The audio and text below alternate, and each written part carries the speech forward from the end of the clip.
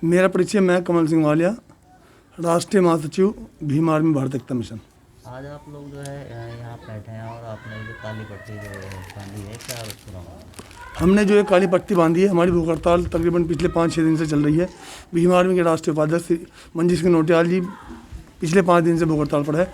और हमारी भूख हड़ताल इस देश में जो भ्रष्ट सरकार, नालायक निकम्मी सरकार इस देश की गद्दी पर आकर बैठी है, उसके विरोध में है। हम चाहते हैं कि सरकार को इस्तीफा दे देना चाहिए, क्योंकि आज देश पूरी तरह से एक ऐसी स्थिति में पहुंच गया है जैसे आपातकालीन स्थिति बन जाती है। देश की ऐसी स्थिति हो गई है और इस स्थिति का पूरा जो जिम्मेदार है इस देश की नालायक निकम्मी सरकार, बीजेपी निकम्मी सरकार। हम इसी का विरोध कर रहे हैं। और आज इस सूबे के मुख्यमंत्री योगी आदित्यनाथ जो सिर्फ और सिर्फ इस देश की जनता को गुमराह कर रहे हैं, और यूपी में गुंडा राज तो है ही था, आज यूपी में लोग उपचार के बिना मर रहे हैं। सही उपचार नहीं है उनके पास, ऑक्सीजन नहीं है, बेड नहीं है, वेंटिलेटर नहीं है। आज इस सरकार से देश की जनता त्राहिमाम कर रही है। देश की जनता पूरी तरह इस सरकार से दुखी हो चुकी है। तो सरकार को शर्म आनी चाहिए। ऐसे देश के निकम्मे नालायक प्रधानमंत्री को शर्म आनी चाहिए, जो सिर्फ और सिर्फ झूठ की राजनीति करते हैं, केवल दिखावा करते हैं झूठ का और कुछ नहीं। हमारा विरोध आज इस सूबे के मुख्यमंत्री योगी आदित्यनाथ को काले झंडे दिखाकर उनका विरोध करना है। उन्हें गो बैक इस सहारनपुर से नहीं, इस सूबे से 2022 में उनका पलायन करना है।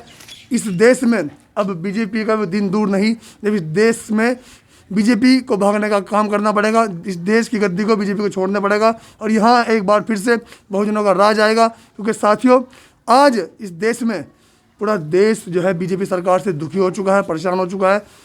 प्रधानमंत्री तक अगर मेरी बात पहुंचती है तो इस देश के प्रधानमंत्री को ये कुर्सी अपना आप छोड़ देनी चाहिए, क्योंकि वो पूरी तरह बीजेपी सरकार विफल हो चुकी है।